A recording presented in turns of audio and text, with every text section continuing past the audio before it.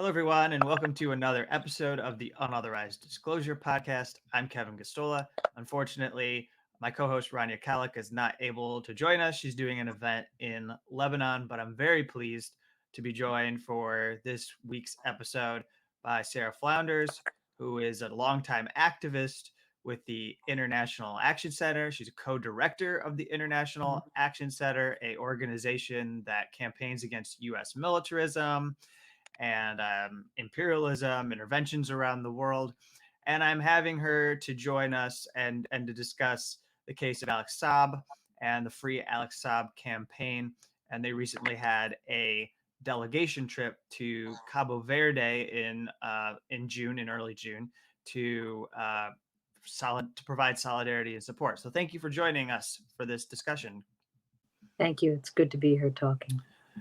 And so we'll start with the very basics because I'm pretty confident that most people tuning in are hearing this name for the first time. Even though I see that in the past week, CNN actually published an interview with Alex Saab that, you know, regardless of the framing, does actually get his words out to the public of what he's thinking. And I'll go ahead and read them, but why don't I just allow you, before we get deep into talking about the case, to tell people who Alex Saab is and maybe why you find this is an important case for activists to be following closely. Well, the most important thing is Alex Saab is a Venezuelan diplomat. Now, every diplomat absolutely has diplomatic immunity. And that means regardless of any crime they commit in any country, they can be deported back home, but they cannot be prosecuted. Uh, the U.S. has refused to recognize this. But really, what is Alex Saab's crime? What is he charged with? He is a Venezuelan diplomat and also a businessman who was arranging essential, needed supplies for Venezuela under starvation, strangling sanctions by the US. He was arranging for essential food and medicine and fuel with Iran. The transaction had nothing to do with the US. He's never been to the US, not decades. And he was flying between Venezuela and Iran. His plane was, um, you could say, diverted to one of the most isolated countries in the world, and that is um, Cabo Verde, which are very small volcanic islands nation right off the coast of West Africa, but off the coast by several hundred miles. This is a poor and isolated country with a very small population. And as soon as the plane touched down, there was, at U.S. demand, an effort to uh, abduct him. He refused to leave the plane. And actually, when you're in transit, you're considered not in that country. Nevertheless, he was taken off the plane and imprisoned. He was held in isolation under the most horrendous, torturous conditions, without light, uh, uh, really in a dark box, for 7 months. During that time, he was tortured, and a demand again and again that he talk with these, people who would visit him, and try to extract information. As this case began to gather, really both legal and public complaint coverage and news throughout Africa, uh, it changed, and he was moved to a form of house arrest, or out of that direct imprisonment. But there, he's also completely surrounded by armed guards, by snipers, by forces with automatic weapons, and he can't connect with anyone except his lawyer. So the whole case is outrageous from every stand. It is illegality on a whole new scale. Of course, the U.S. for years and as we all know, involving hundreds of cases since 9/11, has been involved in secret detentions, in disappearances, in torture of all different people under charges that often are never even made. Uh, but here it is to a recognized and known diplomat traveling between two countries to arrange really what's a humanitarian mission. So it is on a new heightened level that endangers everyone who is in any way connecting with and traveling to any of the many countries the U.S. sanctions. The U.S. now sanctions 39 countries. That's a third of the world's population. 15 of those countries in Africa. Probably every country within, the Middle East, from Iran, Iraq, Syria, Lebanon, uh, and so on, are also sanctioned. Libya, Somalia. We could go on and on. Um, so the effort of sanctioned countries, even to trade with each other and to purchase anything on the world market, is what's at stake. And those who are involved in any kind of exchanges, and anyone who's involved, of course, in solidarity movements is, uh, involved and is directly threatened by this. Because if they can do this to a diplomat and openly do it, and do it even though there are legal challenges that have been presented, even though actually the Swiss court of bankers said that there was no illegal transaction that he was involved in. That's important, their ruling. The UN Human Rights Committee has issued rulings and then reminder rulings demanding that Cabo Verde release Alex Saab. And that's important. The West African courts, of which Cabo Verde is a participant, have also demanded the immediate release of Alex Saab. But all of this is being refused by US pressure, which is an enormous factor on a very small country. So this is really direct US interference. And we all know that there were people picked up in the past around the world, tortured in other countries, sometimes brought here, sometimes disappeared. It is a horrendous threat if he's brought here, because then his life is really in great, great danger. Now, he's not only on a humanitarian mission, but it's important to recognize this is someone who was battling cancer and has not been able to see a doctor, an oncologist, anyone on the treatment of his condition. So we want to add that in also. And our campaign was to really attempt to bring this to light in the US. It's not that it's unknown in other countries, but there is a determined effort to keep this out of the media here. It's so flagrantly criminal. There was recently, after enormous pressure, one CNN article, uh, but but really it doesn't give the scale of what the U.S. has done or what threat he faces if brought here. So our effort through webinars, through petitions, and through this delegation, and we had no idea how the delegation would go for us, but is to bring this to light. And we traveled with two Cabo Verde citizens.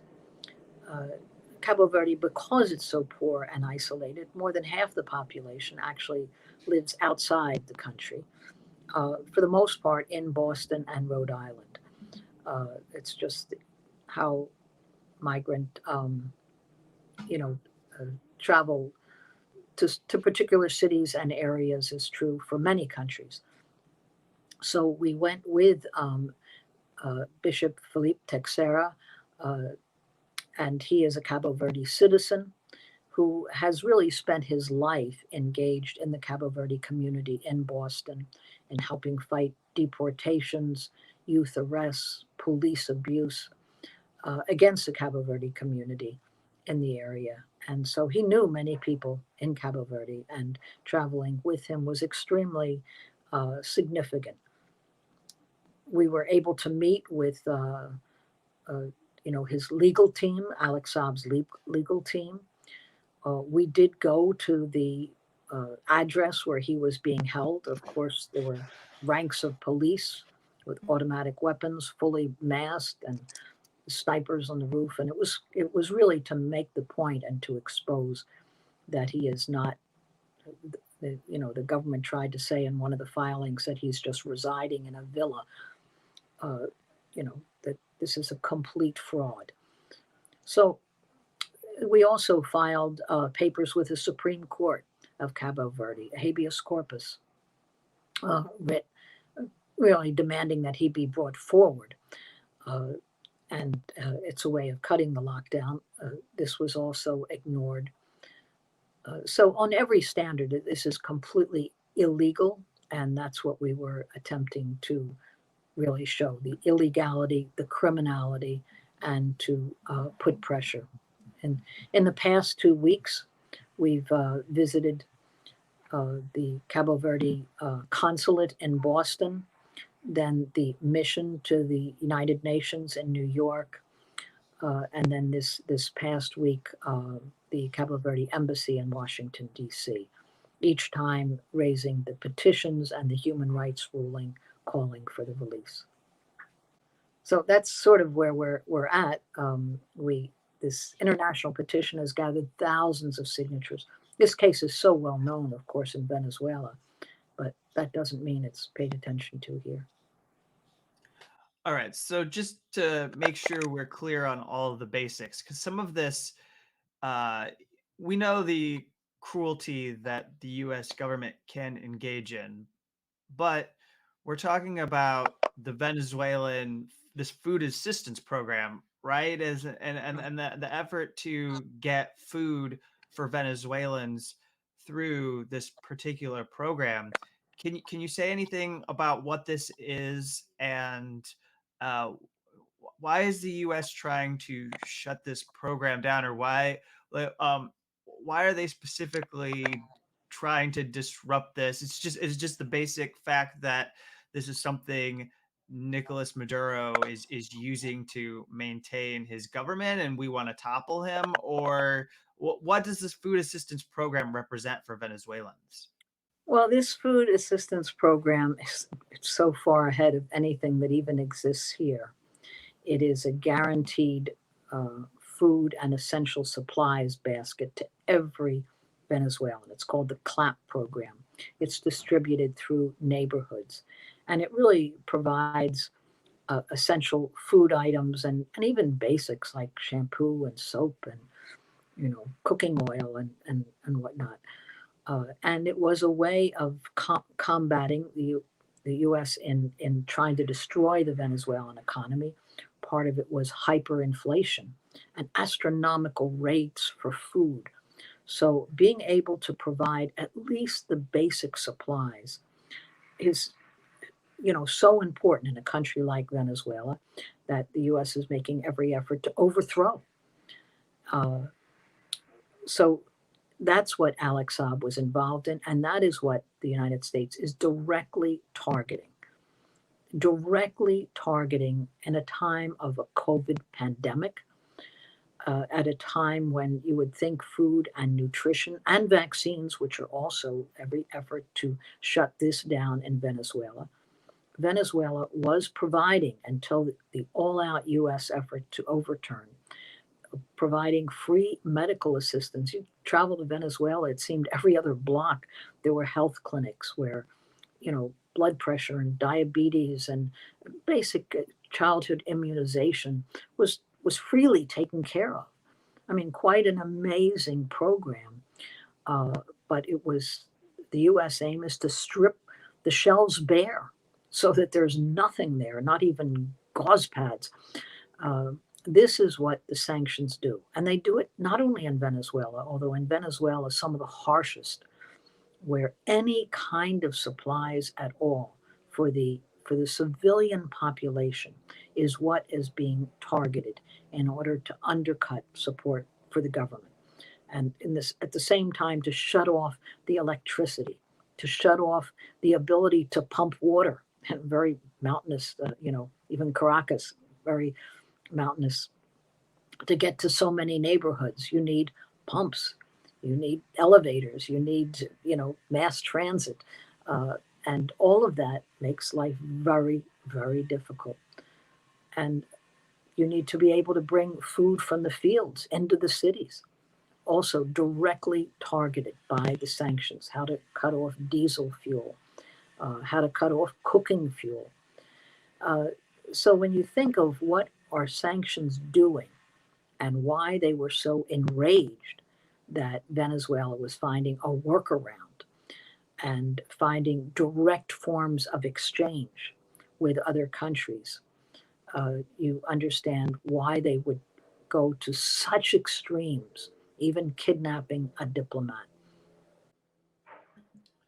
And Cabo Verde is essentially acting as a client state of the U.S. I mean, what should people understand? Tell us a little bit more about the dynamic of the government running Cabo Verde, and what this extreme pressure is that is keeping Alex Saab in confinement. Well, Cabo Verde is a country, 500,000 people.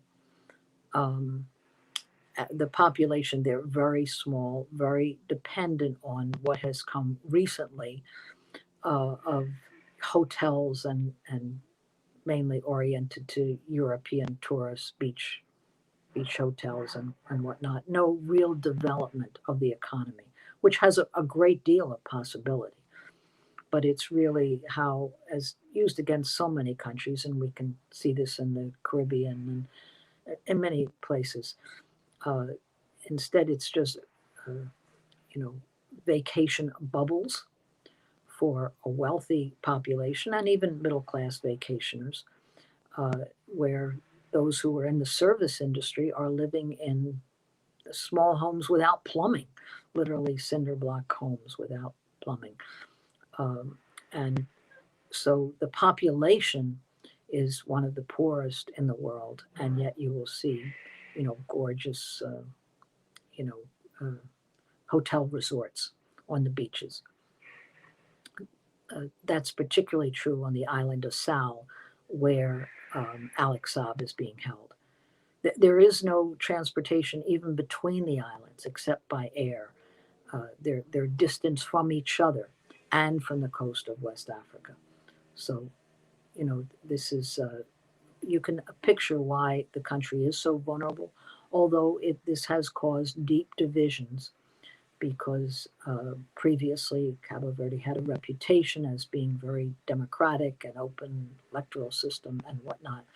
And so, and much of the population, as I say, living abroad, but still voting and traveling very often back home and sending children back and forth and so on. So this is shocking to the population of Cabo Verde. When we were there, just people who had seen it on Facebook would stop, applaud, were enthusiastic about this, while the government was completely silent, refused to recognize our existence, you could say. But it was very well known that we were there. Mhm. And the US government refused to recognize that Alex Saab is a diplomat. Is that correct? And so the kinds of protections that often come from being a diplomatic representative of your country, those are being denied to Alex Saab currently. Can you comment on this way that the U.S. has decided to treat Alex by stripping him of that protection? Well, it is just a silence, a refusal to recognize. Of course, uh, maybe at some point they'll make the legal argument since they don't recognize the government, they don't recognize any of its diplomats. But this is a question that's not up to Washington, D.C. to decide. Venezuela is recognized within the United Nations, and its diplomats are recognized around the world. And Alex Saab was a representative to the African Union who recognizes Venezuela. So the U.S. has created its own myth with the Guaido government. they simply appointed and decided that someone else was the president who, you know, had very, very, very, very low to almost no votes, uh, isn't part of the process, represents the super rich in Venezuela. That's who the US recognizes, and they have refused to recognize the legitimately elected, with international observers from around the world, government of President Maduro. We've seen a systematic politicization of humanitarian assistance or humanitarian aid, the kind of food deliveries. They're forcing food delivery into the country. If it's funded by the US government, they're denying access to food delivery. If it's coming from people who are seen as opponents of US policy toward Venezuela, you're welcome to add to that. I just was inserting that into our discussion, but I want to make sure that we don't leave out the fact that in the indictment, the United States government is seeking to tar or smear Alex Saab as somehow being connected or working on behalf of Hezbollah. And this allegation that is put forward seems to be one that we have seen used against people who are solidarity activists for the last couple of decades. For anyone who's paid attention to organizing in the US, we know that there are people who have done Palestine solidarity work, as well as solidarity with people in Colombia who were targeted and accused of material support for terrorism simply because they are on the side of people on the ground there. Um, is there anything you would like to say about the U.S. effort to, make him out to be a terrorist, essentially? Well, this is always the U.S. claim that they have somewhere some secret information. There's no indication that uh, on Alex Saab's part he was involved in anything but being very, very supportive of President Maduro. Uh, he is of Palestinian Lebanese background, family background, but that's not really been an issue at all, or there's no connection claimed. But of course, in U.S. strategy is always just to throw out all kinds of complete garbage, and complete myth, in terms of making a non-case, as if, and we've seen this in so many cases where they don't claim anything except to have some secret information that they can't possibly give the sources for, uh, and use that even in trials. I mean, the number of frame up cases, that defendants are then charged to decades in prison on completely secret, never acknowledged information. And the courts accept it because US courts are completely at one with this whole national security approach. So they know in making a charge, they don't have to back it up at all. And they usually don't. So I don't doubt that that will become the story. And that's the other thing that's floated, all kinds of half baked rumors. Uh, in other words, there's no real news stories, but there's all kinds of floating of information that only some U.S. official has that justify this outrageous treatment. And so bringing it up, forcing it into the light of day, building a support campaign right now, and raising this both, of course, to the Cabo Verde population here, but to the much wider, U.S. community to understand this, and to have lawyers challenging it and human rights organizations challenging it. That is what the campaign is very much focused on. And there are all kinds of, lawyers organizations, international legal groups that are looking into this. The American Association of Jurists and IADL, and International Association of Democratic Lawyers and National Lawyers Guild, and that's important because it's when there's a legal charge made, it's important for lawyers who have a whole background in law to say this is totally bogus, and we refuse to accept it, and we refuse to allow it. So that's an important part of the campaign too. I'd like to, as we near the end of our conversation here, read the words of Alex Saab as they were handwritten in a letter that was given to CNN through his lawyers in Cabo Verde. He said, "If I'm extradited to the United States, every independent expert is categoric. They basically say that I will be exposed to forced interrogation techniques, to torture, poor treatment, an unfair trial, inhuman detention conditions, and cruel punishments." And then he said, "Apart from that, I have faith in God, and I know He'll give me the strength to win." So just adding that he's trying to keep his spirits up and survive this detention, these conditions that you already described for us. So why don't you address what should we be afraid of? What'll happen if Alex Saab was successfully brought to the United States?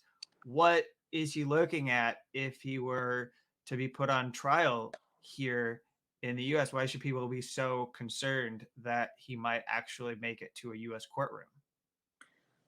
Well, U.S. courtrooms, um, as I said, just use all kinds of secret, unannounced, unknown information in gaining prosecution. And then under national security guidelines, triple sentencing if he gets there, because the battling cancer, he's extremely weak at this time. So we don't know. And there are lots of people who still remain uncharged for decades. We can look at the Guantanamo cases, people Mm-hmm. still in prison, you know, 20 years running now, and who've not yet been charged. So the idea of bringing someone to the U.S. and imprisoning them doesn't mean any kind of a trial.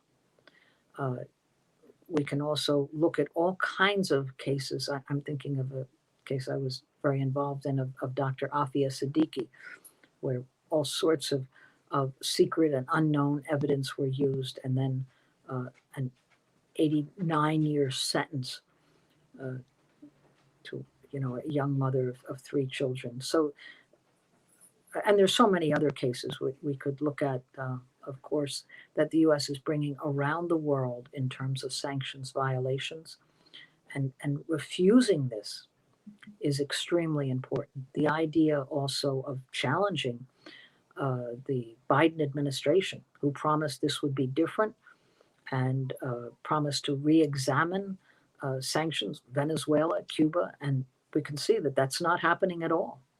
And as a matter of fact, just yesterday's Cuba vote, Wednesday's Cuba vote, shows that right away it continues, and it's how Mm-hmm. to actually tighten this strangulation. So this is very much a part of the struggle against sanctions and against illegal detention, kidnapping, abductions. Uh, you could look at it from the personal legal way or from the larger war against the world, against so many countries whose crime is they just wanted a program that would feed their population, provide literacy, provide education. That is considered a crime.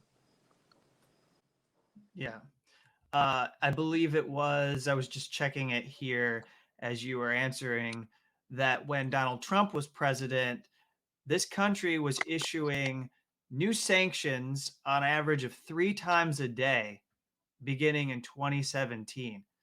Extreme rate of sanctioning other countries. And I think for those who are part of the left, one of the biggest issues for us to deal with is the fact that this very aggressive sanctions regime has been almost entirely embraced by President Joe Biden's administration as acceptable and preferable as an alternative to war, but we haven't acknowledged the way in which it does actually fuel warfare. So I'll give you a chance to make any closing comments you have. Anything else you want to share about the campaign or your trip, or anything in general you want to say about the politics of all of this, that we find ourselves with a government who, we're led to believe is this alternative to Trump, and yet they're fully on board with this very harsh or crippling sanctions policy towards countries. Well, it's very much a part of the campaign. We have a campaign called the Sanctions Kill campaign, that a whole number of organizations who build solidarity with countries, uh, Nicaragua, Venezuela, Cuba, to Iran and Iraq, Afghanistan, uh, everywhere the U.S. is involved, throughout Africa to Zimbabwe, really talking about the targeting of countries. And as you say, the thousands. Sanctions are a form of war. They're not an alternative to war, as is so often said again and again by every administration. And it becomes an echo that somehow sanctions are preferable. Sanctions are war. They are absolutely illegal in any form, and even in times of war, to target civilian populations. And yet, here is a form of war that directly targets civilian populations, particularly the most vulnerable.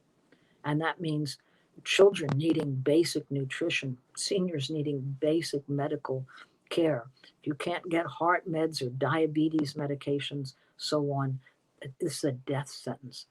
So sanctions are war against civilians, and it is a growing campaign of the US to use it. And very important statistics you mentioned there, just the number of times, a number of pieces of legislation that are imposed through all different government agencies. It's staggering. It's truly unthreading this web, this net, becomes more and more difficult. And which is why the Biden administration goes along with it. It's in the interest of corporate power. They want to force, in the most brutal way. That means there's no real free market, of course. There is a U.S. corporate market demanding that their goods, sometimes a country is sanctioned because they signed a competing contract with, I don't know, a German or a Swiss company. It's not necessarily always even on a political basis, some of the countries that are sanctioned, or a land distribution, like in Zimbabwe. But Venezuela, one of the most glaring examples, and standing up to opposing the sanctions, but also opposing with it, because once you're engaged in one form of warfare, then the justification, the enforcement of it, leads to more and more completely criminal conduct, where the kidnapping of diplomats becomes acceptable, the stopping of ships that are simply exchanging with each other, the shutdown of trade and freezing bank accounts around the world. Uh, you know, this is now standard operating procedure, and it strangles the whole world. Well, it's really excellent to speak with you, and I thank you for the work.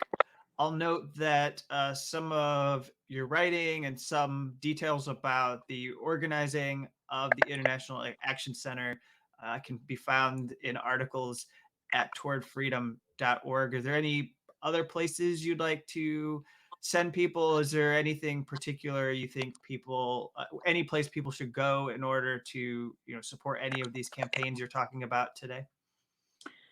Yes, just there's a whole Twitter campaign, Free Alex Saab and Freedom for Alex Saab.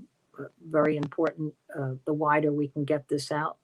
Of course, the International Action Center has, and there's all kinds of groups that have been signing. We have thousands and thousands of signers of the petition to free Alex Saab. Uh, Many articles that have been reproduced, and I could include copies, and Toward Freedom has very important covered this.